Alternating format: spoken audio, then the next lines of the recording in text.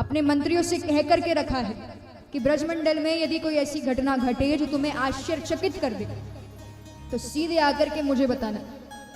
महाराज मंत्री दौड़े दौड़े चले आए हैं, आकर के कहते हैं कि ब्रजमंडल में एक ऐसी घटना घटी है जो आपको आश्चर्यचकित कर देगी। मात्र 5 वर्ष के बालक ने 7 दिन तक अपने दाएं हाथ की उंगली पर गोवर्धन पर्वत को धारण किया था। जैसे ही यह सुना, कंस तुरंत समझ गए होना हो यही बालक मेरा काल है। अपने मंत्रियों से कहते हैं कि जाओ जाकर के पता लगाओ कि वो बालक कौन है, उसका नाम क्या है, कहाँ रहता है, माता पिता कौन है। मंत्री कहते हैं ठीक है। अब कुछ समय बाद मंत्री पता करके वापस आते हैं, कहते हैं सब कुछ पता चल गया उस बालक के बारे में। उस बालक का नाम है श्री कृष्ण। एक बड़े भाई हैं जिनका नाम है बलराम, माता का नाम है यशोदा, पिता का नाम है नंदराय, और इस समय वो वृंदावन में रह रहे हैं। जैसे ही नाम सुना, कंस समझ गया यही कृष्ण मेरा काल है। महाराज एक योजना बनाई है और उस योजना के अनुसार वो अक्रूर जी से कहते हैं कि आप जाइए, वृंदावन में हमारे 2 भांजे रहते हैं, कृष्ण और बलदाऊ, तो उनके पास जाइए और जाकर के उन्हें आमंत्रण दीजिए। अक्रूर जी कहते हैं किस बात का आमंत्रण? कंस कहते हैं कि हम एक बहुत बड़ा यज्ञ कर रहे हैं जिसमें हम ये चाहते हैं कि हमारे सारे रिश्तेदार पधारे, इसलिए आप उन्हें जाकर के भी आमंत्रण दो। अक्रूर जी समझ गए हैं कंस की कोई नई चाल है, लेकिन राजा का आदेश तो मानना पड़ेगा। कहते हैं ठीक है। अब अक्रूर जी रथ पर सवार होते हैं और पहुंचते हैं वृंदावन धाम। तो जिस समय वो वृंदावन पहुंचे, नंद महल पहुंचते हैं, तो उस समय जो श्री कृष्ण हैं और जो बलदाऊ हैं वो दोनों गैया चराने के लिए गए।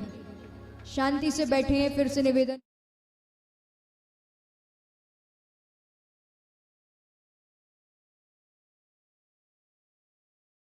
कृष्ण कन्हैया लाल की।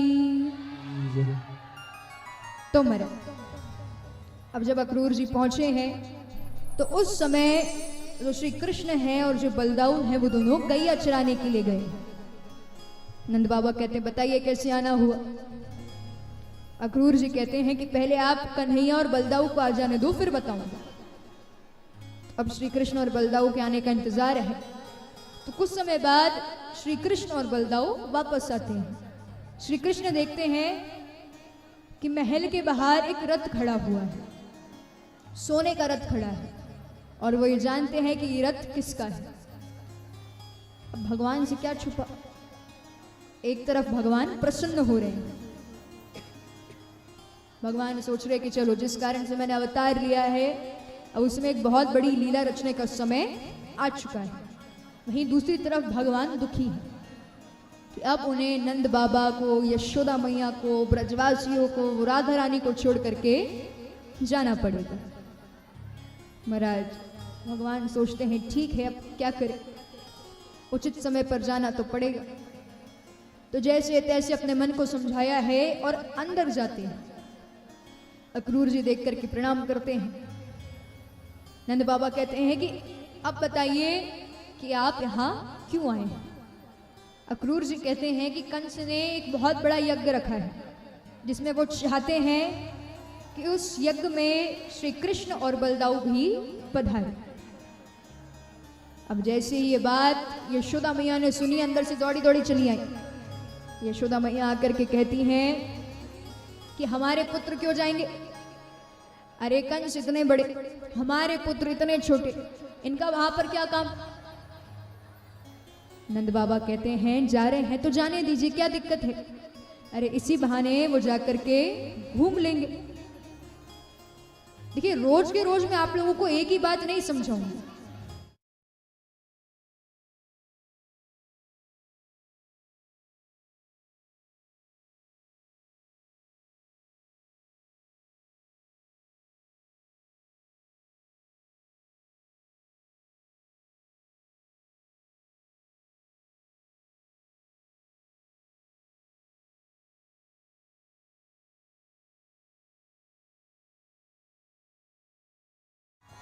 तो मरे। नंद बाबा कहते हैं इसी बहाने जाकर के मथुरा घूम लेंगे।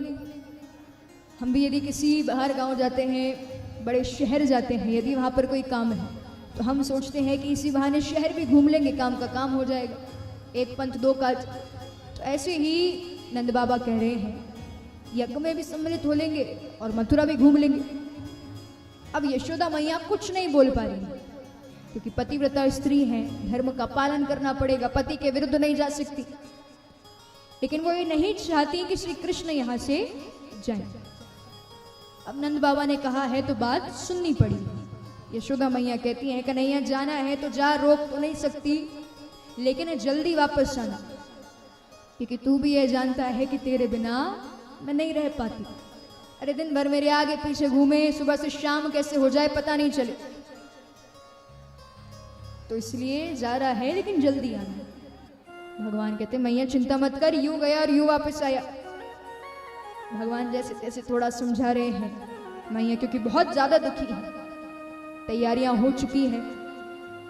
अब श्री कृष्ण और बलदाऊ यशोदा मैया और नंद बाबा से आज्ञा मांगते हैं। भगवान कहते हैं अब हम चलते हैं। मैया की आंखों में आंसू आ चुके हैं। यशोदा मैया कहती कन्हैया जा तो रहा है, दिल पर पत्थर रखकर तुझे भेज रही हूं, लेकिन जितने जल्दी हो सकता है उतने जल्दी वापस चले आने। भगवान कहते मैया चिंता मत कर, अभी वापस आया। नंद बाबा कहते हैं संभल कर जाना, जल्दी वापस आना। श्री कृष्ण और बलदाऊ नंद बाबा यशोदा मैया के चरण स्पर्श करते हैं। अब रथ पर सवार होकर के मथुरा की तरफ जाने लगे। गोपियों को पता चल चुका है कि श्री कृष्ण मथुरा जा रहे हैं। महाराज रास्ते में रथ को रोक लिया, कहीं नहीं जा सकते, यदि आपको जाना है तो ये रथ हमारे ऊपर से लेकर जाना पड़ेगा। भगवान कहते हैं यदि आप कहोगी तो हम नहीं जाएंगे, ठीक है हम यहाँ रुक जाते हैं, लेकिन यदि मैं यहाँ पर रुका तो मुझे बहुत दुख होगा, बहुत पीड़ा होगी, इसलिए मुझे जाना जरूरी है। गोपियां कहती यदि ऐसी बात है फिर मत रुको, क्योंकि हम तो यही चाहते हैं कि हमारे सारे सुख आप ले लो, आपके सारे दुख हम ले लो। यदि यहाँ रुकने में आपको दुख हो रहा है तो फिर मत रुको, लेकिन जा रहे हो पर जल्दी वापस आना, आपके बिना ये ब्रज सूना है, वृंदावन धाम सूना है। भगवान जैसे तैसे गोपियों को समझाते हैं।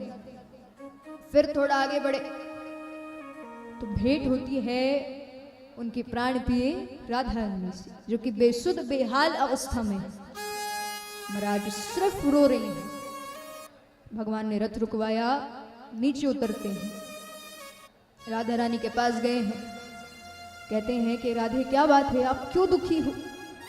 अरे आपको तो सब पता है कि मैंने क्यों जन्म लिया है, मुझे कब कहाँ जाना है, कब कौन सी लीला रचना है, फिर भी आप दुखी हो रही हो।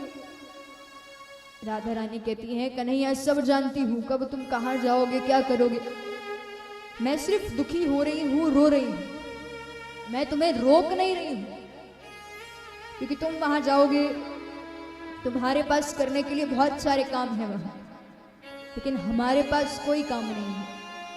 हम दिन भर सिर्फ तुम्हारे बारे में सोचते रहते हैं, तुम्हारे नाम का स्मरण करते रहते हैं। भगवान कहते हैं यदि ऐसी ही बात है तो मैं अपनी सबसे प्रिय वस्तु तुम्हें देकर के जाता हूं। भगवान अपने सबसे प्रिय वस्तु जो वो सोते समय भी अपने पास रखते हैं, बांसुरी, वो राधा रानी को दी। कहते हैं राधे इस बांसुरी को रखो, जब मैं आऊंगा तो तुमसे लूंगा, लेकिन जब तक इसका ध्यान रखना। राधा रानी कहती हैं ठीक है। वो राधा रानी को भी समझा दिया। फिर रथ थोड़ा आगे चलता है तो भेंट होती है ग्वाल बालों से, मित्रों से। कहते हैं कन्हैया कहाँ चले? भगवान कहते हैं मथुरा जा रहे हैं। ग्वाल बाले कहते हैं हमें भी ले चलो। श्री कृष्ण सोचते हैं वैसे ही पीछे इतने सारे लोगों को मना कर दिया है, यदि अब इन्हें और मना कर दिया तो सब सोचेंगे कि कन्हैया बहुत ज्यादा तेवर दिखा रहे हैं, घमंड आ गया है। तो भगवान सोचते हैं कि इन्हें मना करूंगा तो सबको मुझ पर शक होगा। कहते अच्छा ठीक है आप मेरे साथ चलिए। अब मित्र भी बैठ चुके हैं, सारे मित्र श्री कृष्ण और बलदाऊ पहुंचते हैं मथुरा अक्रूर जी के साथ। श्री कृष्ण सोचते हैं मैं इनको लेकर के तो आ गया, लेकिन इनको ये पता नहीं चलना चाहिए कि मैं कौन हूं, क्योंकि भगवान नहीं चाहते कि ब्रजवासी जाने वो असल में कौन है। तो भगवान ग्वाल वालों को किसी ना किसी काम में व्यस्त रख रहे हैं। अब ग्वाल वालों को कहीं से पता चल गया कि कल उन्हें राजमहल जाना है।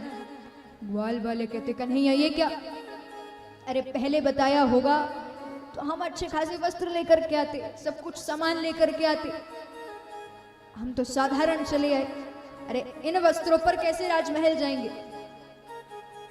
भगवान कहते अभी भी कोई देर नहीं हुई है, चिंता मत करो, मथुरा में तो वैसे भी सब कुछ मिलता है, चिंता मत करो, हम व्यवस्था कर लेंगे। तो अब बाजार में लेकर के गए हैं, नजर पड़ती है सामने से एक धोबी चला रहा है।